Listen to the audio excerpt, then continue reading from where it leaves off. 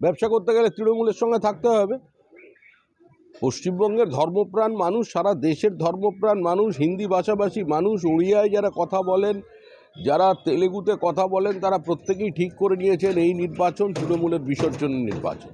যে মুখ্যমন্ত্রী মহাকুম্ভকে মৃত্যুকুম্ভ বলেছেন এবং তার যে ক্যাসকেডিং এফেক্ট হয়েছে সারা দেশ জুড়ে, সারা ভারতবর্ষের মানুষ যেখানে ঐক্যবদ্ধভাবে এই মহাকুম্ভেতে মিলিত হয়েছে, 60 কোটি মানুষ একটা দেশের, যে মানুষটা ডুব দিচ্ছেন পাশে জানে না তার পাশে যে লোকটা আছে সে কী ভাষায় কথা বলে, তার বাড়ি কোথায়।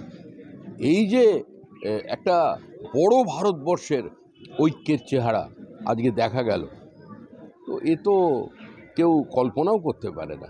সেখানে কোনো ওবিসি নেই, এসসি নেই, এসটি নেই, কোনো ব্রাহ্মণ নেই, কোনো কায়স্থ নেই, সবাই একসঙ্গে ডুব দিচ্ছে।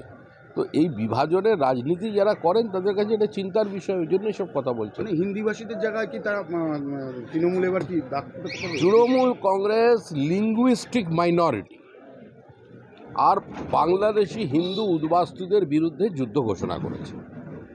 যারা গুজরাটি আছেন, যারা পাঞ্জাবি আছেন, যারা বিহার উত্তরপ্রদেশের মানুষ আছেন, যারা হিন্দি ভাষাভাষী আছেন বিশেষ করে, তাদের নাম ভোটার লিস্ট থেকে বাদ দেওয়া, তাদের বিরুদ্ধে চক্রান্ত করা, তাদের ভোট দিতে বাধা দেওয়ার সর্বতোপ্রকার চেষ্টা তৃণমূল কংগ্রেস করবে। আজকে দিল্লিতে একটা প্রেস মিট হয়েছে, সেখানে ডেরেক ওব্রায়ান বলছেন যে আমরা চাই রাজ্যের এক রাজ্যের ভোটার সেই রাজ্যেই ভোট দিক, বাইরের রাজ্যের ভোটার কেন ভোট দেবে এই রাজ্যে এসে।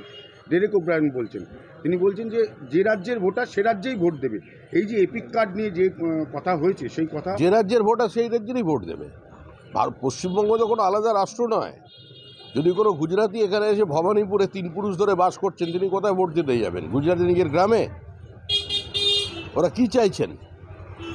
পশ্চিমবঙ্গ থেকে এর মধ্যেই 2225টা কোম্পানি তাদের হেডকোয়ার্টার সরিয়ে নিয়ে গেছে। এবার আপনি এখান থেকে সমস্ত গুজরাটি মারওয়াড়িকে তাড়িয়ে দেবেন, কর্মসংস্থান কারা দেবে? চপ শিল্প বাইরে তো, আর চায়ের দোকানের বাইরে তো কেউ তৃণমূল কংগ্রেস কিছু করে দিতে পারবে না। কীর্তি আজাদ বলছেন যে বিজেপির হাতের পুতুল নির্বাচন কমিশন, নির্বাচনের খাঁচা ময়না বলছেন, তোতা পাখি বলছেন নির্বাচন কমিশনকে। কীর্তি আজাদ উনি যে পার্টিতে মাঝখানে চলে গিয়েছিলেন বিজেপি ছেড়ে, যাদের সঙ্গে আছেন তাদের সম্পর্কে এই কথাটা সুপ্রিম কোর্ট বলেছিল। উনি একটা কাজ করুন, উনি এত উত্তেজনা পশ্চিমবঙ্গে, উনি বাংলার ছেলেমেয়েরা ক্রিকেট খেলতে চায়, উনি এখন সৌরভ গাঙ্গুলি তো ব্যবসা করছেন, এখন উনি এসে একটু প্র্যাকটিস করান, বাংলা টিমটাকে দাঁড় করান, তাহলে। সাগরিকা ঘোষ বলছেন দুটি ভিন্ন রাজ্য, ভিন্ন মানুষ, সব নথি আলাদা, কিন্তু এপিক কার্ডে নম্বর 1 হয় কী করে? নির্বাচন কমিশন যা করার সেটা করে দিয়েছে, এটা চিরকালই ছিল, এটা নতুন কিছু নয়। উনি নতুন রাজনীতিতে এসেছেন, নতুন করে শিখছেন, পশ্চিমবঙ্গের বিসর্জনের জন্য তৈরি থাকুন। যেরকম উনি প্রেসিডেন্সি কলেজ থেকে শিক্ষা নিয়েছেন কী করে সাংবাদিকতা করতে হয়, নিয়েছিলেন তো, নিয়েছিলেন, পরে তারপরে নিজেকে ম্যাচিওর করেছেন, করে এখন তৃণমূল কংগ্রেস।